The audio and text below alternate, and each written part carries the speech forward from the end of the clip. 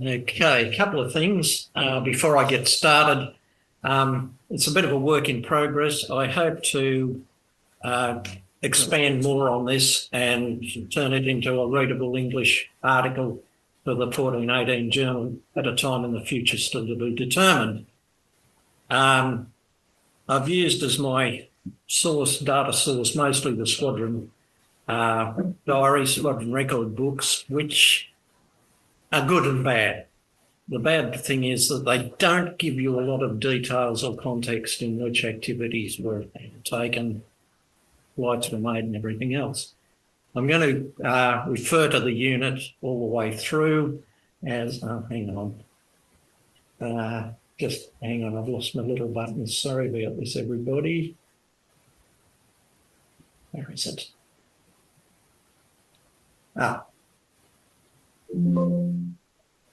No, got it. I'm going to refer to it as just as 4 Squadron AFC. As you can see, it's been through a few name changes in its short existence. It only went from, 1917, June 1919, it was disbanded. Now, how did it come about? September 1916, I'm going to read some of this. The British War Office asked the Australian Imperial Force Headquarters to advise on the total number of aviation squadrons that Australia was capable of raising, with the understanding that for every 2 operational squadrons, these required a reserve or training squadron.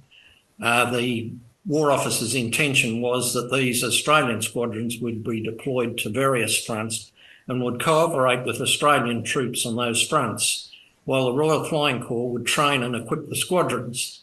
The Australian government at this time had already formed or was in the process of forming 3 squadrons. That's obviously squadrons 1, 2 and 3. And it was agreed to form a 4th squadron together with 2 reserve squadrons. Now, as we know, there were 4 reserve squadrons or training squadrons eventually formed. 4 Squadron was formed at Point Cook, Victoria on 25 October 1916. Yeah, there we go. The first CO was a Captain Andrew Lang. Now, Lang had been with the New South Wales, just bear with me for a minute. Thank you. Andrew Lang, who was from the New South Wales School of Aviation. Lang he served for a short time as the squadron CO. Then he went to one of the training squadrons. I think it was 5 training squadron or 29 squadron at the time. Then left the Australian Flying Corps, joined the Royal Flying Corps, and in 1919 set an altitude record flying a de Havilland 9, some phenomenal altitude of 900 metres or something, I think it was. 9,296 metres. So, that's pretty amazing in a de Havilland 9, and it was blowing in January, which would have made it even more interesting because it's winter over there in January. Okay. The squadron then moved to Laverton, where all the enlisted personnel were given a mechanical test. If they failed the mechanical test, they were redeployed to another part of the army. Now, while they were there to fill in their days, people undertook technical training, physical training and firearms instruction and training. 23rd of December, 25 officers who were members of the 6th training course conducted at the Central Flying School at Point Cook were posted to the squadron. Among them were Lieutenants Arthur Henry Cobby, who gets a mention or 2 later on, and another fellow named Percival Alexander McBain.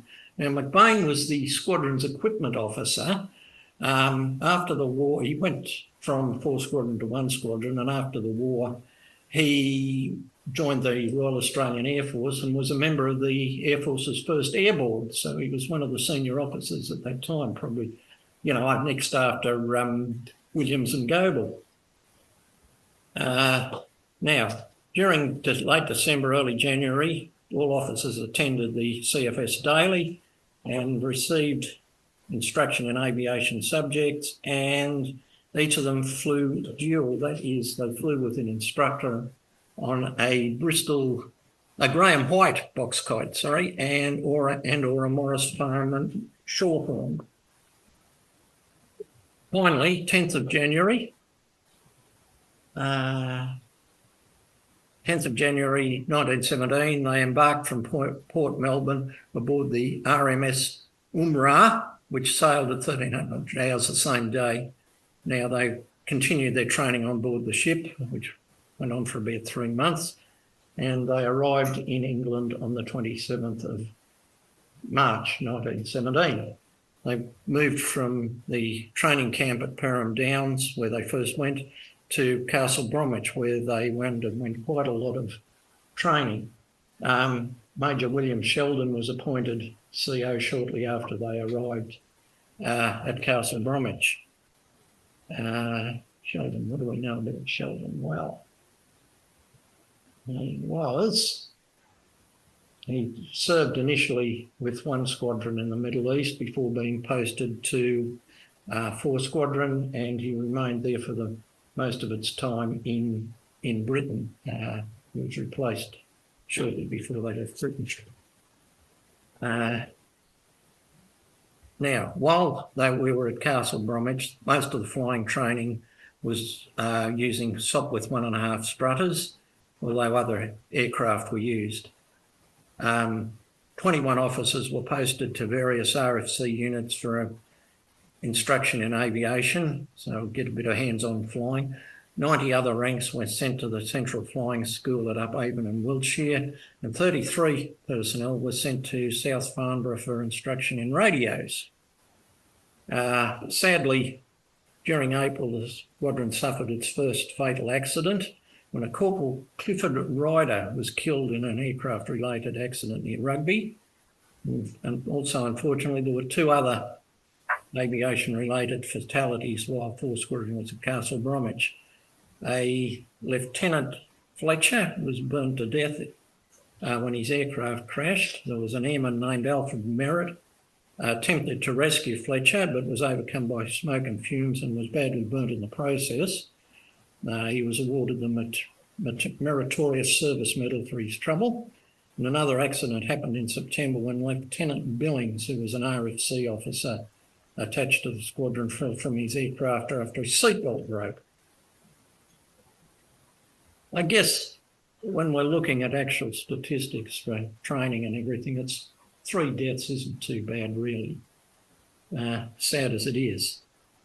Now, while they were at Castle Bromwich, 2 officers, Captain Frank McNamara, the Victoria Cross holder, and an Arthur Geary, both who were with one squadron, were appointed to the squadron as flight commanders. McNamara couldn't make it because he received injuries during the flight, which he was awarded the Victoria Cross. Had a badly damaged heel, which had been burnt by a hot water bottle, and he was sent back to Australia. So Geary was the only person who arrived as the flight commander. And finally, on the 15th of October 1917, do I have that in the front of this? No, I didn't. Okay. The squadron was struck off strength for training purposes and at the same time started to receive mobilisation equipment and its first Sopwith F1 Camel fighters. Major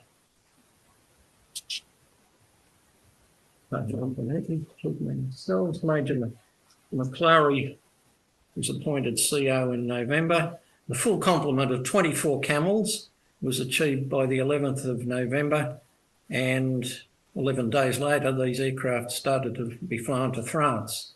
This took place, over a few weeks, the final aircraft arrived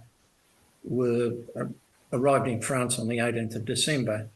And 4 days later, the squadron moved to Bray, I assume that's how it's pronounced, where it was assigned to the Royal Flying Corps 10th Wing and was tasked with supporting the British First Army.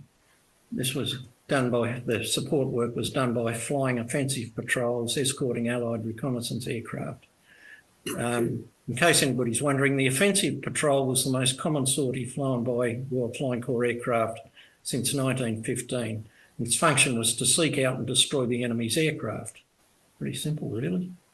The first activities undertaken by the squadron's pilots were familiarisation flights over nearby countryside and combat flying training, which included formation flying and gunnery practice. Now, the familiarisation flights really make a lot of sense because there was none of the navigation aids that are present today, and the whole idea was you sort of became accustomed to the surrounding countryside so you could find your way back to your airfield. Now, 4 squadrons pilots found the Camel a difficult aircraft to fly, probably because of the rotary engine, which tended to make it turn one direction, and it had poor performance at altitudes above 3,000 metres. In general, Camel-equipped units, squadrons, suffered more accidents than units equipped with other aircraft types. While we're talking about accidents, on average, 4 squadron pilots spent 2 months in operation before being killed, wounded, captured, or sent home in need of a rest. So, yeah, Blackadder's comment about the 20-minuters.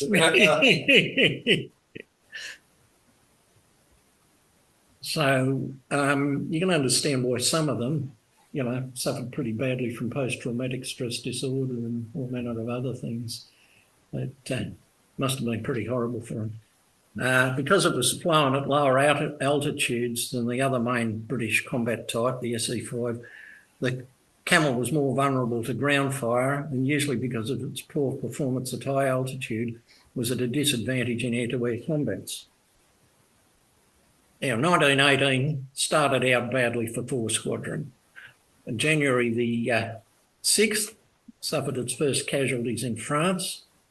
5 Camels from Sea Flight were flying in close formation, and while pulling out of a steep dive, Lieutenants Anderson and Curtis collided, and both aircraft fell on a 3rd Camel flown by Lieutenant Cash. All 3 pilots died in the accident. Pretty horrible thing, really. 3 days later, that's the 9th of January, the squadron commenced operational flying with an offensive patrol and an escort flight for reconnaissance aircraft. It was during one of these early offensive patrols, that is on the 13th of January, that the squadron suffered its first combat loss when Lieutenant Wilmot crashed behind German lines and was taken a prisoner. I read somewhere, and I don't know whether anybody else read it, that officer prisoners captured by the Germans during the Great War were extremely well treated and were better fed and received better rations and everything than the average German citizen on the street. Yeah. During January, 4 Squadron flying activities settled into a routine, really. It was offensive patrols, test flights, gunnery, all of which were flown each day when weather permitted. Now, the average offensive patrol usually flown between 3 and 12 aircraft and between 35 minutes to an hour and 50 minutes, which must have been very unpleasant for the pilots who were flying in an open cockpit in winter and subjected to the castor oil being blown back all over them. The castor oil was used as a lubricant for the Bentley rotary engines, and you can imagine after an hour and a half of inhaling it, getting it in your skin or anything, there'd be an almighty dash to the toilet after you landed because it'd be horrible. Now,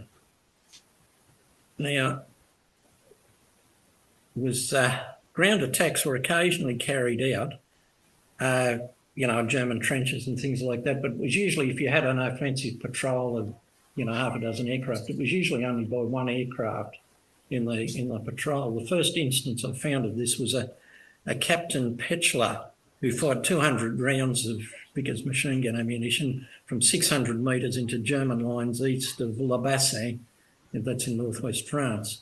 And this sort of thing, as I say, just, every so often there'd be a ground attack by one aircraft. The first air-to-air combat victory by a 4-squadron pilot was on 24 January when Captain Arthur O'Hara Wood, who we have here. They can just keep in the middle of the squadron's word. Yep. How good's that? Somewhere. Who's taken Wood? There he is. That's Arthur Holroyd O'Hara Wood. This guy had all the right ticks in the boxes except one. He was a Melbourne doctor, medical doctor. He'd star tennis player, played tennis for his school, played tennis for Victoria, probably would have played tennis for Australia had there been competitions at the time. He was also good at football, I assume they mean Australian football, and rifle shooting. And he'd been ducks of the school, God knows what else, went to England, joined the Royal Flying Corps and was posted back to 4 Squadron.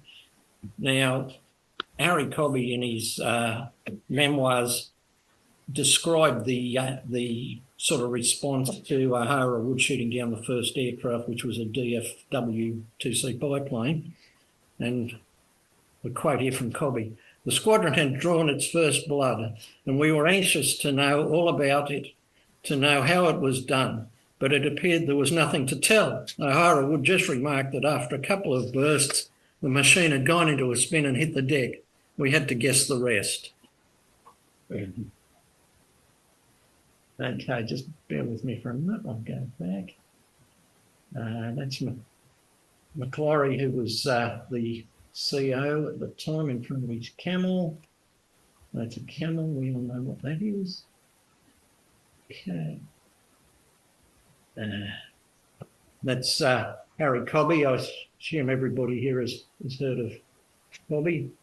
Okay, the next air-to-air combat took place in the next month. That was O'Hara Wood again, and Cobby, a fellow called Brash, and another one whose name I'm going to have trouble pronouncing, Pflaum, P-F-L-A-U-M. Anybody wants to try and pronounce that one? He came from, he was Mayor of Loxton in South Australia after the war. Encountered 2 German 2-seat aircraft. One of the aircraft was shot down out of control by O'Hara Wood, and Cobby and Pflaum each engaged the other aircraft, but it got away. Now, other combats took place during February. A fellow named Woolhouse was shot down an aircraft. Jones shot down an Albatross. Courtney, Adams, Helson, the whole swag of people shot down German aircraft. They've frequently encountered heavy anti-aircraft fire during offensive patrols, but this time it wasn't successful in destroying any of the squadron's aircraft. Just hang on a minute for a minute. Patrol, this was on the 20th of February, was subjected to heavy ground fire, but still managed to complete its assigned tasks. With 3 camels, they fired 200 rounds from 460 metres, German positions at La Basse, and Lieutenant Courtney dropped 2 9-kilo bombs. Now, they're 25-pound in the old measures, and this appears to be the first time that 4 Squadron aircraft actually dropped bombs. Prior to that, they were just machine gunning the Germans, but now they're dropping bombs on the targets. It had been a standing order that all 4 Squadron aircraft had to carry bombs on all patrols. And I think if my memory's right, and somebody can correct me on this, they carried 4 bombs each. Would that be correct? Yeah, I thought they were 20-pound, but the Squadron diary records them as 25. The first half of March, things were starting to settle in for business as usual. This is up until the 21st of March. Offensive patrols, ground attacks, the usual sort of things against German trenches, transport, and the rest of it. Now, some days during early March, there were 5 offensive patrols flown, and some pilots flew more than two or more patrols. Number of air-to-air combats increased from 5 March. Now, this could be because of the build-up of the big German offensive. I'd say that'd be a pretty good guess at the minute, but I'm going to need to do a bit more research on that. Once again, you know, pilots, Flockhart, Woolhouse, Tunbridge, all of them, these people fought in, shot down German aircraft. And Lieutenant Garnet Malley.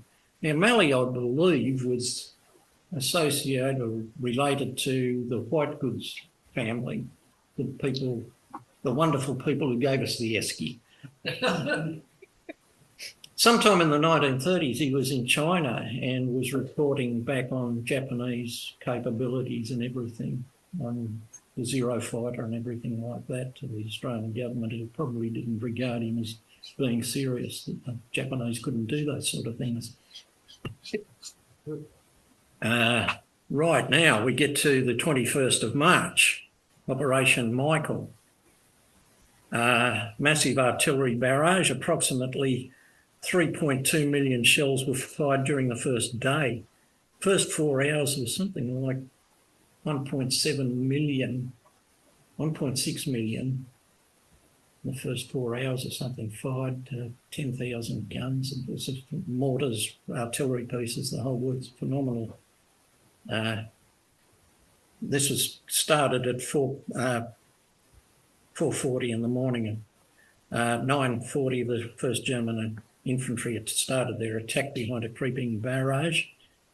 The attack was so sudden and rapid that it caused a retreat by the British Fifth Army, along with, now, try that again. The Allied air units, the Germans were fortunate, and the weather was absolutely crap that morning, heavy fog and everything, and they were able to move forward. It wasn't until later in the day that the aircraft were able to take off. And 4 Squadron was one of the many that went into action supporting the retreating Allied troops, covering the retreating Allied troops. The Camels, often flying from below 150 metres, bombed and strafed the German troops. There was also heavy air-to-air combat during this time because the German Air Force was quite mobile. The Air Force moved, the 4 Squadron, part of it moved from Bray to Claremorris North because of the advancing German forces. And this time they joined the 11th Wing, part of the British Second Army. They then moved, again because of German bombing attacks, to Recklingham on the 30th of June. And this time they shared the airfield with 2 Squadron Australian Flying Corps, which flew SE-5s. Both squadrons now form part of the 80th Wing under the British Fifth Army. In July, the squadron was heavily involved in offensive patrols, providing escorts for bombing and reconnaissance missions.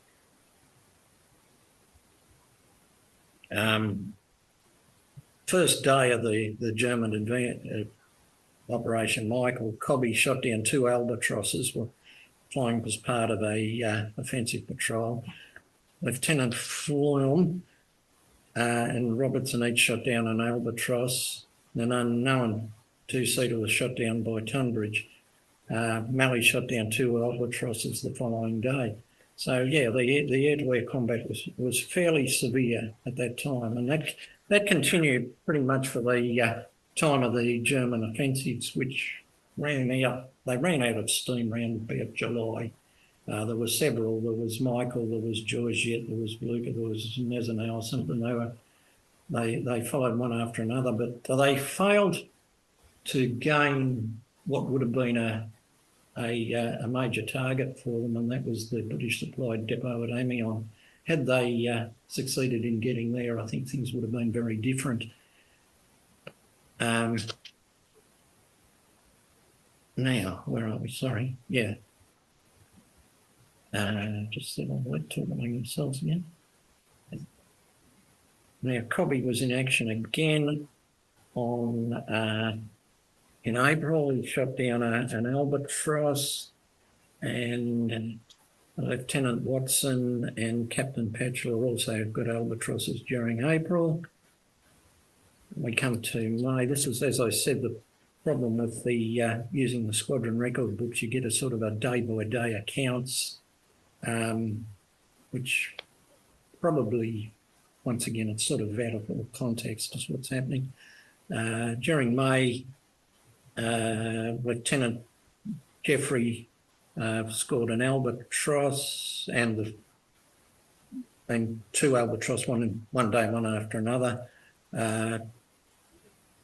4th of May, Tunbridge and Winegarth got albatrosses. Malley shot down a Phelps and an albatross. Patchler, another albatross. Watson, a Phelps and a triplane. Now, I think this is the first instance that I noticed a triplane being destroyed. Assume it's a Fokker triplane. There were others. Phelps,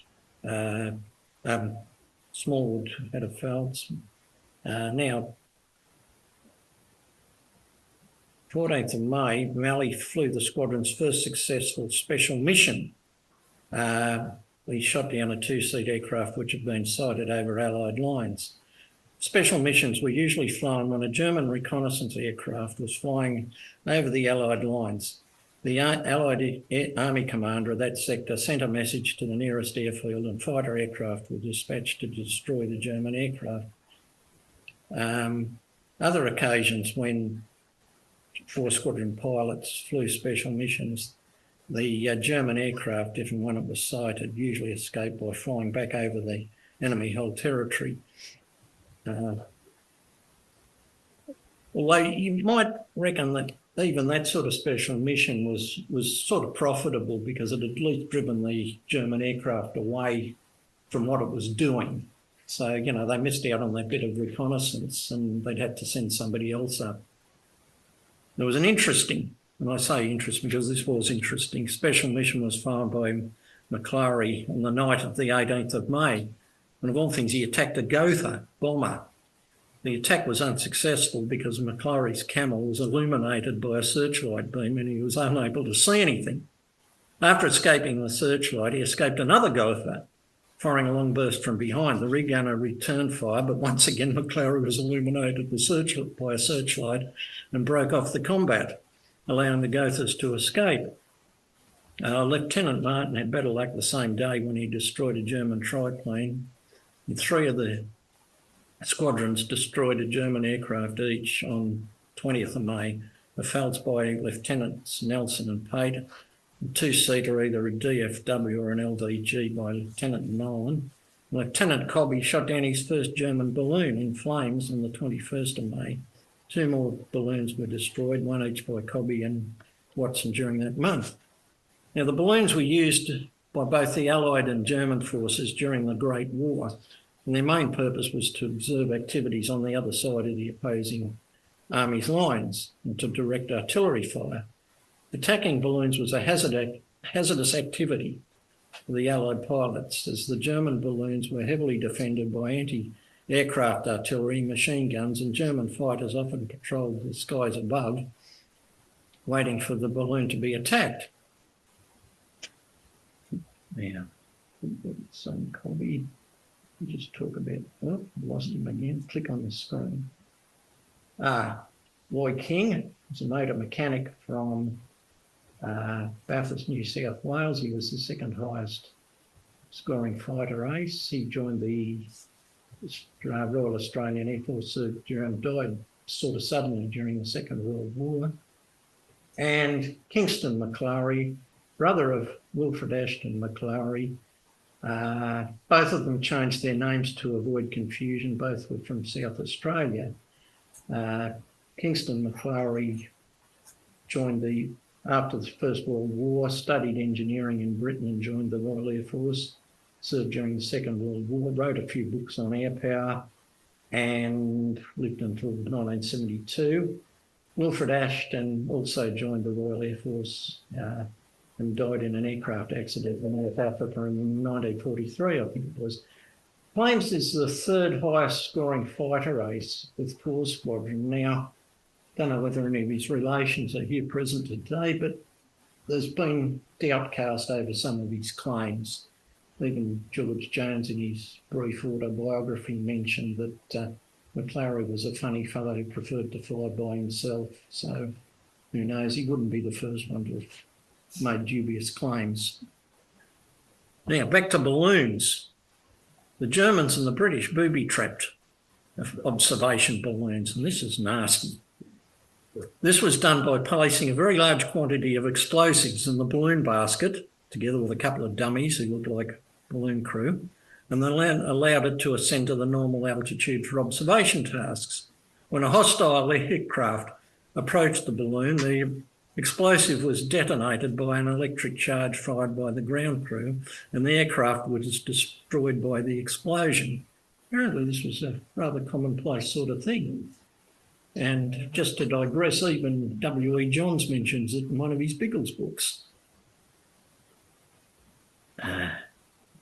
Regardless of the hazards, 4 squadron pilots destroyed 22 balloons between the 1st of July and the 11th of November 1918, while the score for the entire war was 33, with Cobby responsible for 13 of these.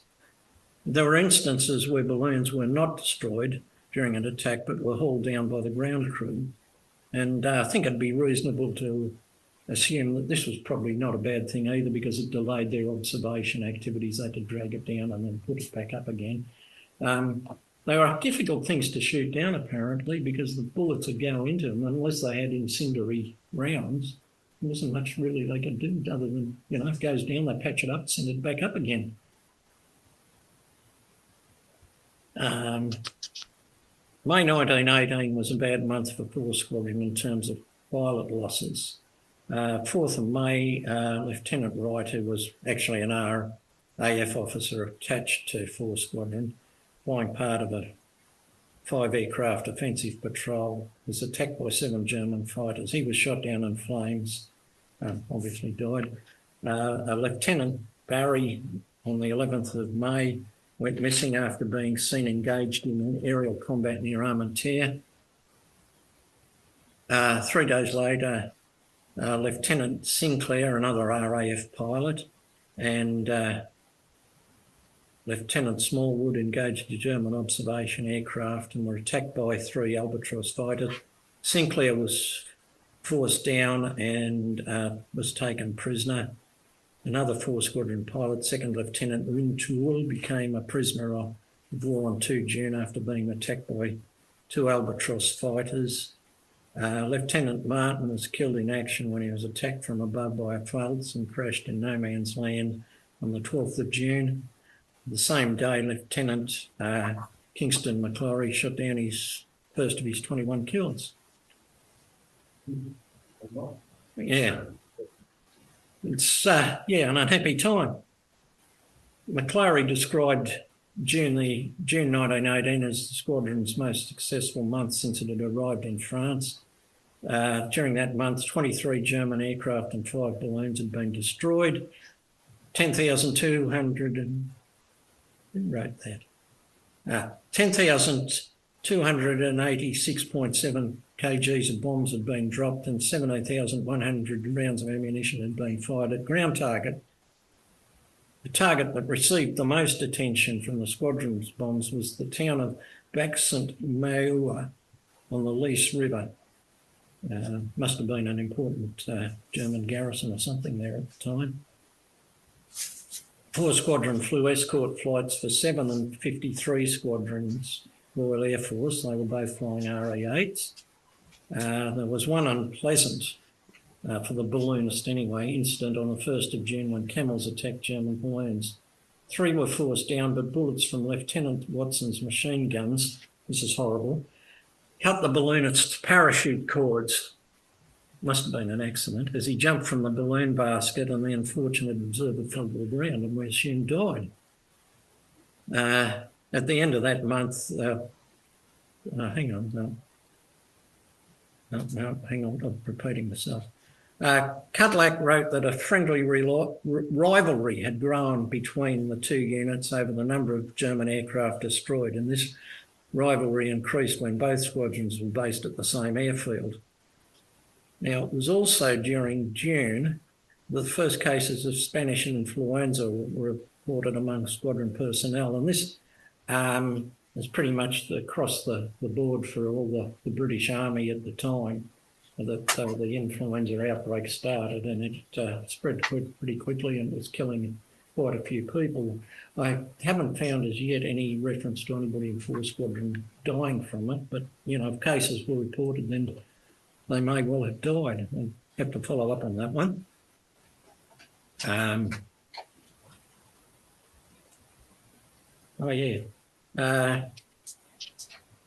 In addition to German fighters and anti-aircraft fire, there were other dangers for the aircrew. One squadron was reminded of this.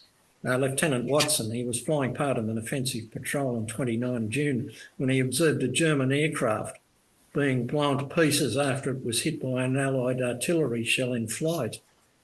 I've actually seen a photo of a de Havilland Caribou in Vietnam that copped a 105mm howitzer shell through its empennage or something and was destroyed in flight.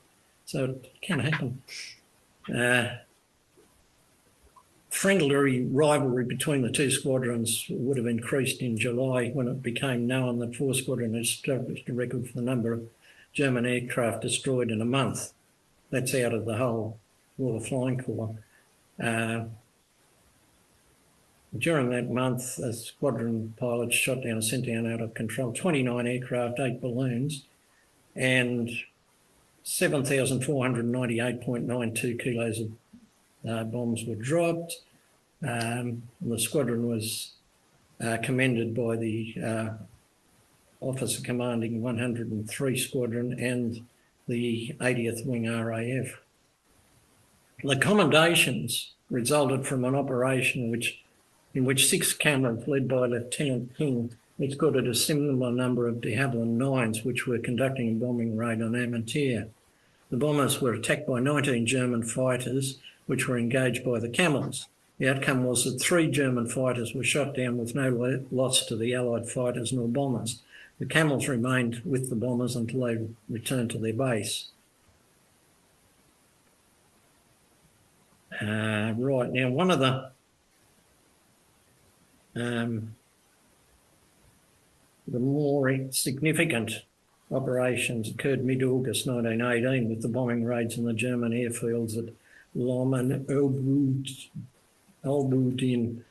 16th of August, 4 Squadron participated in what was described as, up to that time, the largest and most comprehensive bomb raid carried out by British machines in France. And that was from a fellow called E.J. Richards, who was a member of 4 Squadron. The planned raiding force comprised 80 aircraft from 4 squadrons, 88 Squadron RAF with Bristol fighters, 2 Squadron AFC, which provided 19 aircraft there for the raid, 92 Squadron RAF flying SE-5s and 4 Squadron AFC. The aircraft from the 2 Australian squadrons each carried 4 11.34, that's 25-pound Cooper bombs. The attack on the German airfield was, quite obviously, intended to be a clear demonstration of Allied air power. Such a raid could have been flown against any number of other targets, but where better to show air strength than to use it against the part of the enemy who would appreciate it the most. Now, bomb the crap out of their airfield, they're going to notice. The 4 Allied squadrons, each flying in a V formation, rendezvoused at a predetermined height over Recklingham. Captain Cobby led 4 squadrons, 19 Camel. He's been promoted, incidentally, to captain. 19 Camels across the lines at 2,130 metres. The other squadrons followed, each flying at intervals of 305 metres, higher than the predecessor. Cobby was initially apprehensive about taking a large number of aircraft in one formation across German-held territory. This was because he reasoned that even the most indifferent shooting by German anti-aircraft guns was sure to damage or bring down one or more of the Allied aircraft. As we'll see, it didn't happen. As the attacking aircraft reached their target, 4 squadrons pilots each dropped their 4 bombs and fired off all their machine gun ammunition at various targets around the airfield. Nearby trains, horse-drawn transport and motor vehicles were attacked as targets of opportunity by aircraft waiting their turn to attack the airfield. That is, they're orbiting around, some are attacking, others are shooting up everything in sight. In all, 70 11 kilogram and 6 11 kilo, that's high explosive, and 6, that's mine. Sorry everybody, I didn't turn it off. Just talk among yourselves for a minute. It'll stop in a minute. It will stop. Thank you. Sorry about that. Could be worse. I was at a funeral once and not mine, but somebody else's went off.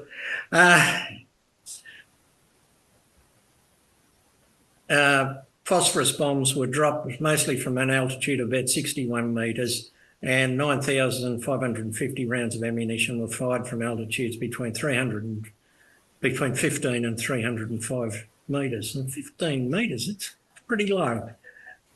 As a result, 3 hangars were seen burning furiously. I assume those were from the phosphorus bombs. While direct hits were scored on 3 others which did not burn. 2 aircraft on the ground were destroyed and the Camels draft accommodation and other buildings.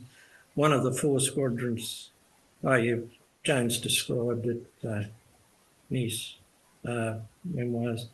Apparently, one enemy aircraft, Jones noted that one enemy machine which attempted to leave the ground when the raid commenced hit a tree and crashed badly. When the Germans working at the place attempted to run away, they were chased and a few were killed by machine gun fire. The rest took refuge in a hospital building. The attack was considered a success. The following day, the same squadrons had attacked Lawmere Field. This time 18 Camels from 4 squadrons participated, and the pilots dropped 60 11 kg bombs from an average altitude of 46 metres. In addition, 6,950 rounds of ammunition were fired into the hangars and other targets from an average altitude of 46 metres. The attacking pilots saw 3 hangars and other buildings burning furiously, while 2 Fokker biplanes were seen to crash during the raid. In all, 4 hangars were destroyed. A few days after the raid, a German prisoner of war who had witnessed it confirmed the destruction of 17 Fokker biplanes. Pardon me. While 4 Squadron lost no aircraft during the Ubuadin raid, 1 Camel was shot down by ground fire at Lom, and the pilot, Lieutenant McCleary, was killed. It's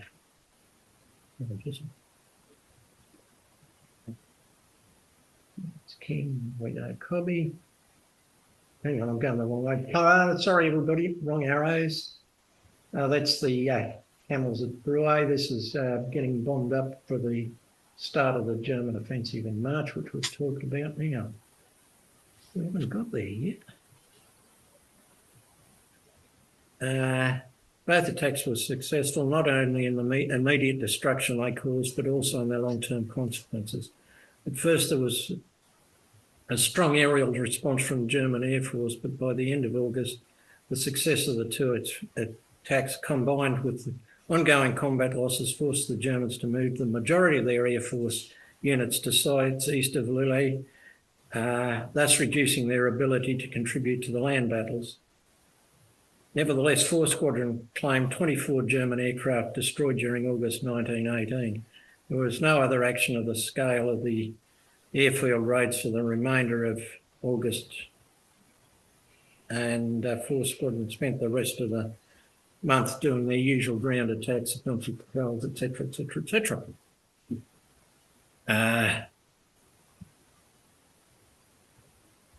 Now, the aircraft, this time, the aircraft flying special, they were all carrying bombs, but the aircraft flying special missions carried bombs which were dropped on German-held targets if the hostile aircraft were not found or escaped destruction.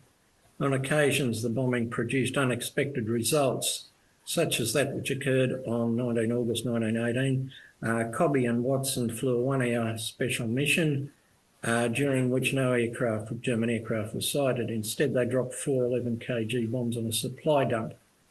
The dump blew up and explosions continued for the next 30 minutes. After this, Cobby and Watson fired 50 rounds from an altitude of 244 metres into a gun position between, two unpronounceable French towns. Black September. Now, September 1918 saw the German Air Force and the Marine Jagdstaffeln inflict the largest number of casualties on the Allied Air Forces in 1 month.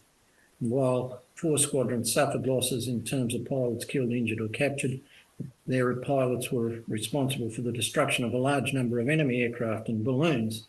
In all, the squadron pilots destroyed 34 German aircraft, that's including balloons, while losing 4 pilots killed or made prisoner of war during September.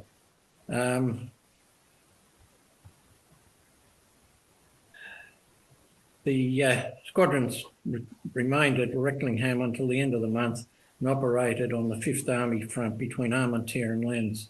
The month started well for the squadron. 1st of September, King and Lieutenant Taplin each destroyed a balloon, while Lieutenant Wright, I'd assume it's Jack Wright, shot down a Fokker D7. Now, this is the first mention of a Fokker D7. There has been mentions of other Fokker biplanes in the squadron diaries, and I assume they mean D7s, but this is the first one actually gets mentioned. And these are a pretty good thing, the D7, I understand. Now, this was Wright's first victory. Taplin was involved in a few more successful combat during the next few days, shot down a Halberstadt, a couple of balloons. McClary shot down a balloon after he dropped bombs on a train. James Lockley destroyed balloons. Ramsey and Cobby shot down a Fokker D7s. King destroyed an LVG and a DFW. And so it goes on, just, throughout that month. So did they suffer losses? Oh, yes, I'm getting onto that. Just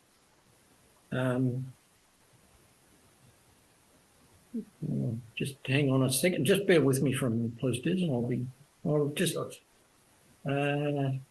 I've got... they did suffer losses, yes, believe me. I've got it here. What's his name? Kingston McClary was injured, received a gunshot. Yeah, one of them, Kingston McClary, was injured. Special mission with Lieutenant Udale, shot down a DFW near Lily. 7 Fokker D7s were between him and the Allied lines. He flew towards them, firing at the leading aircraft. The Fokker attacked him from behind. He received a gunshot wound to the thigh, turned his aircraft around and fired 200 rounds at point blank at the attacker, which dived, and he saw its right main plane fold back. Then he turned on another Fokker until he was out of ammunition. He was 2 more aircraft attacked him from behind, so he fired a very light at them before losing consciousness. He recovered, fortunately, and managed to level out his Camel before he hit the ground. Now, losses. I'll have to get back to you on that one. Take it on notice. Now, Major General Salmon sent a congratulatory message to the squadron. Many congratulations on your most successful fighting, evening 24th inst. The squadron's last successful air-to-air combat mission took place on the 28th of September. Now, okay. Well, as I say, I'll have to get back to you on the actual losses.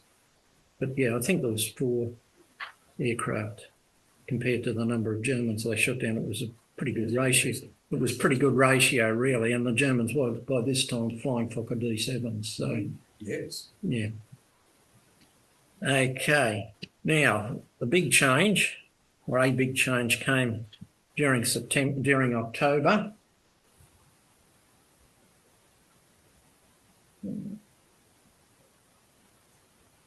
When the squadron was re-equipped with the Sopwith Snipe single-engine biplane fighter.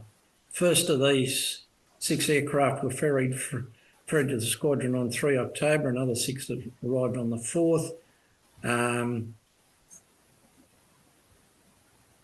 The 7 more arrived on the 7th of October and the final 5 on the 19th. The squadron flew Snipes and Camels concurrently until the full establishment of Snipes was reached. 4 Squadron was the second Allied unit to receive the new aircraft type during the war.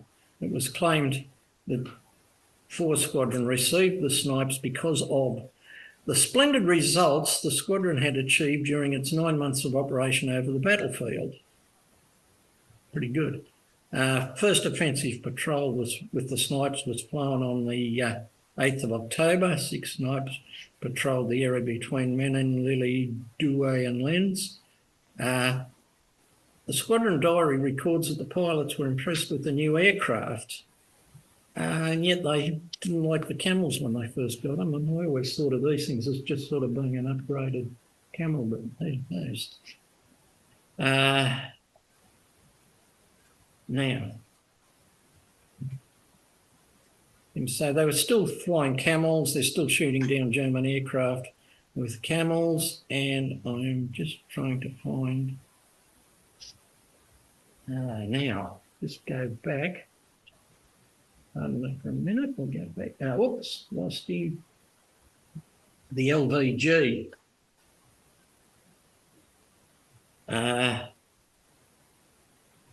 This was also on the 8th of October. It says there's the 9th of October. That's obviously after it's been on the ground for a while, because it's got roundels on the wings instead of crosses. So the 8th of October, 2nd Lieutenant Kerr and Thornton, flying Camels on a special mission, drove down an LVG C6, which landed intact on the Allied side of the lines. Kerr crashed after flying into telephone wires while attempting to land nearby, intending to take the pilot and observer prisoner. As a result, Kerr was seriously injured and taken to hospital, while the LVG was claimed for the Australian government and taken to 4 Squadron headquarters. Major McClory flew it on the 15th and 16th of October before ferrying it across to England on the 22nd. Now, this aircraft ended up in Melbourne eventually, and then went to South Australia, and it was last seen displayed in Adelaide in 1941 during a war bonds drive, when it was suspended from a building with swastikas painted on the lower main plane, and it was missing its upper main plane. There's a photo of it somewhere. It looks horrible, poor thing. Another interesting aircraft flown by the squadron personnel during October was the Sopwith Buffalo, a 2-seater biplane powered by a 170 kilowatt Bentley rotary motor.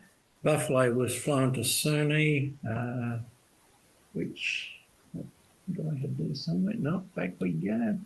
This was the big airfield there. 80 Wing was based there, 88 Squadron, 2 Squadron, 4 Squadron, and 103. I think 92 Squadron, which was part of 80 Wing, doesn't seem to get a mention there, but who knows. Squadron moved to, now the Buffalo was flown to Cerny on 9 October by Lieutenant Hiscock. The following day, piloted by Udale, made demonstration flights, was flown by McClory, Udale, before being returned to one supply depot on 20 October. I don't know whether they intended it to be replace the Snipes or what the purpose of that was. Squadron moved to different airfields during October, but remained part of the British 5th Army, 10 Brigade, RAF 80th Wing. The reasons for the move were the rapid advances made by the Allied armies towards Germany. At the beginning of the month, they were at Cerny, remained there until the 20th of October, moved to Ochil in northern France. The problem with this airfield was it was located approximately 80 kilometres behind the Allied lines, thus limiting the snipes' operational range. This problem was resolved with the move forward 64 kilometres each to Ochel. The stay at this new site was very short, so new buildings were not constructed and the squadron's offices were billeted in the town. 6 days later, the squadron moved to a former German airfield at Grand Entières, south of Lille. This airfield had been the base of a two-seater squadron, German two-seater squadron, and it was found the buildings were in good condition and were immediately occupied, while the squadron officers were accommodated in a nearby chateau and enlisted personnel in a large barn. There's a message there. An interesting,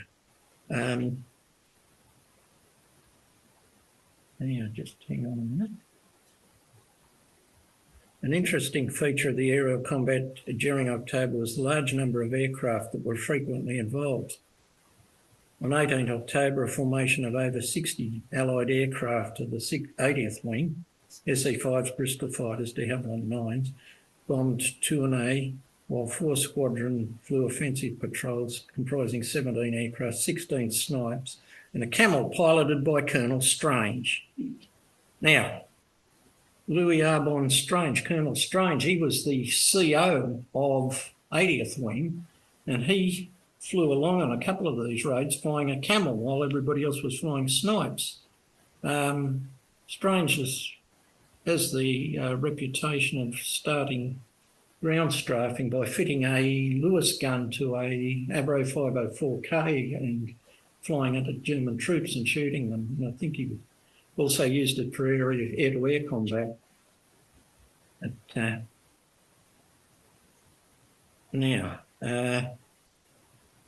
Combat increased during the last week of the month on 6 aircraft led by 26th of October, a 6 aircraft offensive patrol led by Lieutenant Baker engaged 15 Fokker D-7s. In the ensuing fight, Baker shot down 2 of the German aircraft, and he and Lieutenant Richards each sent a Fokker down out of control.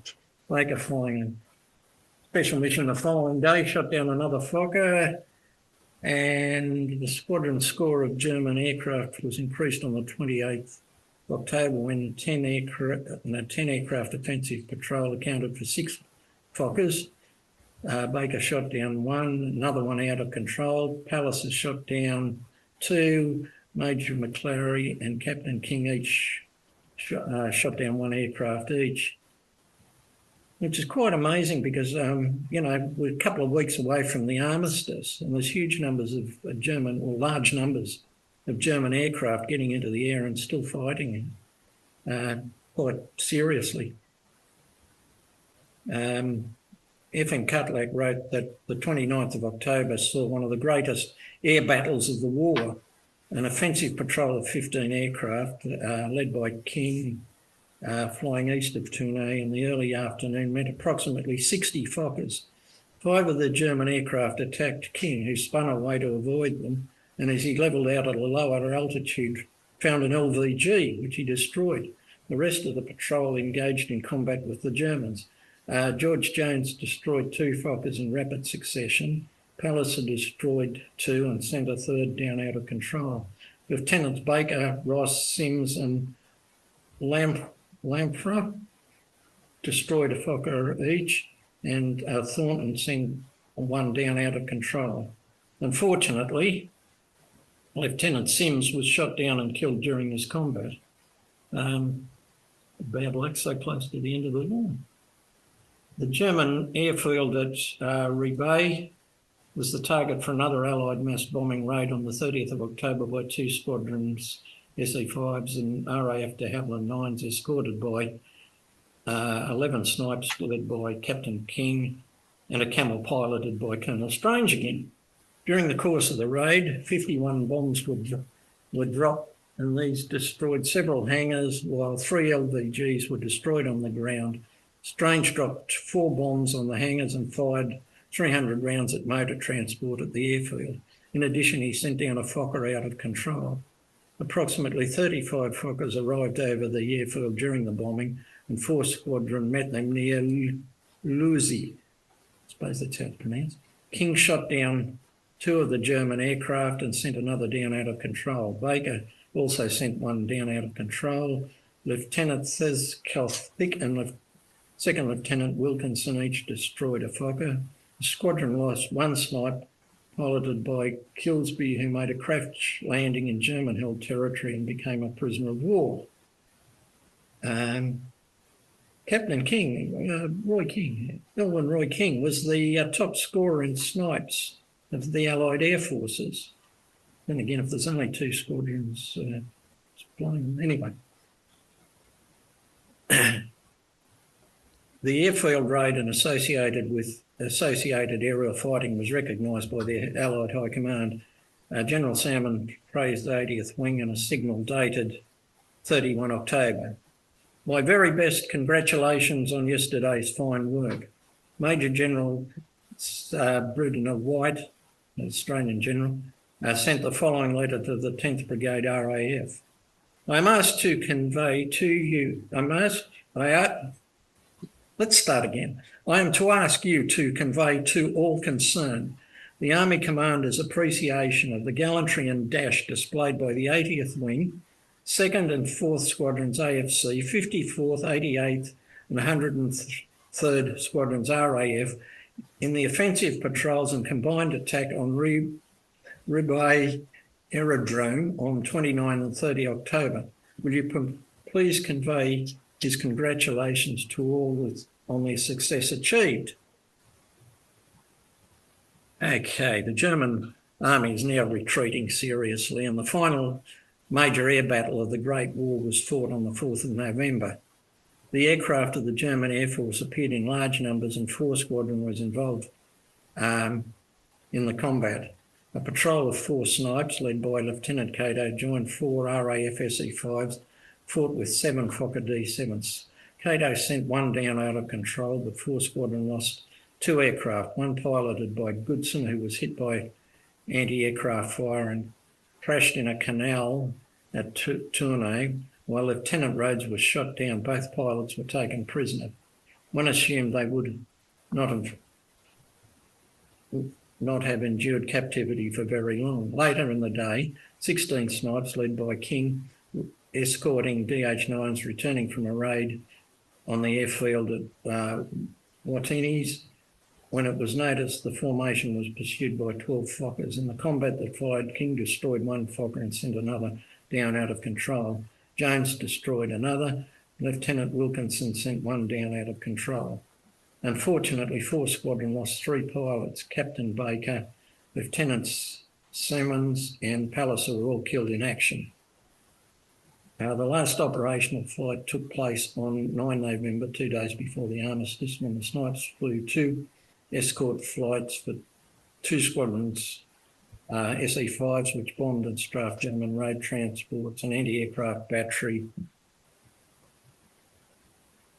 and a railway station. The armistice came into effect at 1100 hours on 11th of November 1918. Now, prior to this, the last offensive patrol was flown by 4 Squadron aircraft. There was no further flying after 1100 hours, and it would be on the 11th. It would be reasonable to think that Squadron personnel spent the rest of the day celebrating. Okay, how are we going for time, Des? We should finish up soonish. Yeah. Soonish. Okay, well,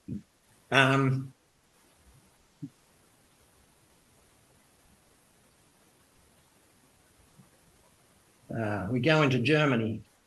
The only Australian squadron and one of the, I think there were only a couple of Australian units actually went into Germany with the occupation army. They went to Cologne at an Air Force air base, airfield, Bickendorf. They were there for a few months, didn't do much. There are photos in over the front magazine Colin has published of the 4 Squadron in Germany. Recommend you all get hold of a copy of it and have a look at it. They then went back by road from Bickendorf, Germany to France, Le Havre in France, and sailed on the HMT Lorena to Southampton, were trained to Herdcott Camp, where they started to receive influenza vaccinations, good things, change of clothes and given 14 days leave. Nothing much happened at Herdcott Camp other than some squadron members participated in an Anzac Day march in London. A few of the squadron members took advantage of the AIF's non-military employment regulations and left their units to seek jobs in Britain. Remaining personnel, 24 officers, 140 other ranks, marched out of Herdcott Camp on the 6th of May 1919 and boarded a train that took them to the Southampton. Back here. Just screen. Can anybody read that? Couldn't change the background. Couldn't change the background colours. 4 Squadron was the highest scoring Australian squadron destroying enemy aircraft ever. And as you can see, Cobby, King, Kingston, Macquarie, Baker, Kaplan, Jones, etc. That's right. The Kaiser A. Hind, a luxury P&O liner, uses a troop ship. As you can see there, it's used as a troop ship because there's a lot of boats. This was one of the great ocean liners of the day. During the Great War, it was used as a troop ship. It outran U-boat torpedoes on 5 different occasions, apparently. It was quite a fast ship. Okay, it was the European-based Australian squadrons were all aboard the Kaiser I Hind, which left Southampton. The date. How did I manage that? Anyway, the accompanying 4 Squadron personnel was a French war orphan, Henri, and young bloke there. He'd been adopted by the squadron as a mechanic. He was an orphan, and Private Tim Torvell sort of looked after him. There's a couple of stories how he got on board the Kaiser I Hind. He was either carried on by Torvell in a large sack, or he was loaded in a cabin trunk that belonged to George Jones. So I'm still uncertain as to which one's the real one. Anyway, they managed to get him, smuggled him into Australia, and he got to Brisbane and lived with the Claville family until he was an adult, moved to Melbourne, became a mechanic and worked for the Air Force and in Melbourne, in Victoria. Sadly died came off his motorcycle. Anyway, the voyage back to Australia was fairly uneventful. The crew, other personnel participated in various different competitions, boxing, tug of war. They watched movies, played cards and all sorts of other good things, and arrived in Fremantle on the 9th of June. After unloading the West Australian contingent, they sailed across the Bight, stopped at Outer Harbour, Adelaide, and reached Melbourne on the 16th of June. And then after the Victorian people were unloaded, sailed on to Sydney and then on to Brisbane. And 4 Squadron AFC was disbanded in Melbourne on the 16th of June 1919. Thank you. Well, we're going to feel right. What? something. You may. The first aircraft accident that 4 Squadron had, where Fletcher was killed. Yeah. Fletcher was my father's roommate. Oh, gosh. Yeah, and it's in his diary about he was quite badly affected by it. I bet he was. Yeah. And it was like the first time they sort of realised, I think, that this is a bit dangerous. Yeah, they were first death. Yeah. The same as when you think about the German offensive in March. They've been in France for what, month and a half? Yeah. And all of a sudden the serious shooting starts. Yeah. They must have been terrified, these guys. Yeah. Any questions, additions, comments? Yes. One of your earlier slides was talking about the name of the squadron. Yeah. Changing from 4th Squadron to number 4 Squadron. Yeah. And you had a date there of August 1980. That's not actually true. Okay. It stayed as 4th all the way through the extending the squadron. Hang on, please. What? Sorry, different. Right. Now, But that August 1980, I don't know where that information come from. I think I got that from a Air Ministry file. That's one of the Joint Copying Project files. So it's one of the British. Okay.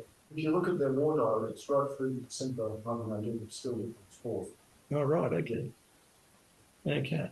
Anyway, as I said, to make it easier, I was going to call it just plain 4 Squadron. The point of the official history refers to the number 4, but the official history was written later. Yeah. When the RAAF had changed the nomenclature. But during World War One, they deliberately had a different nomenclature from the British squadron.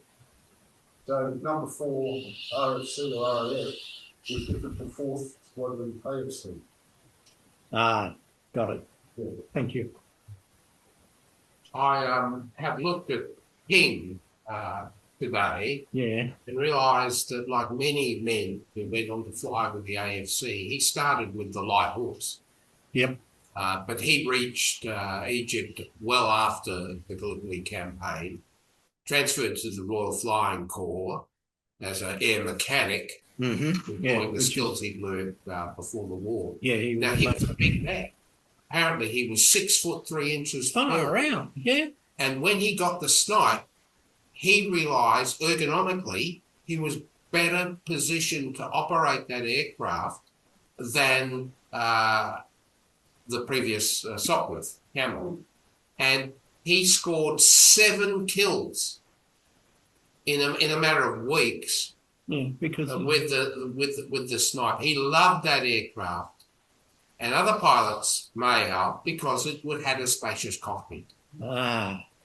That's why it was better.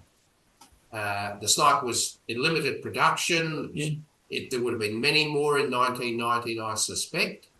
And the best squadrons got them for operational evaluation, if nothing else. Okay. The snipes are also used by the training squadrons in England. You have one photograph there taken in one of the cavernous hangars used in England for aircraft storage and hangaring. A great aircraft, a great pilot who could fly it. He almost nudged out Cobby. Yeah, he's virtually unknown now. Yeah.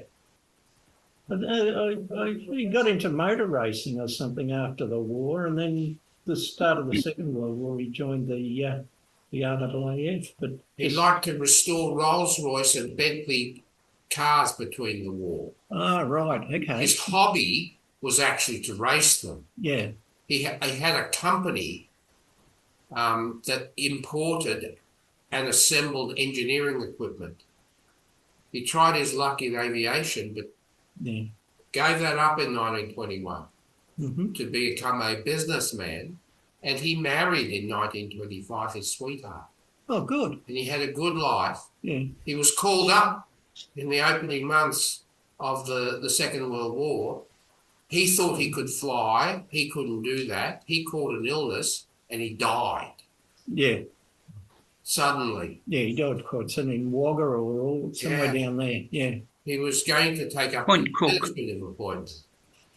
Point Cook. Thank you. Somebody said Point Cook. Okay.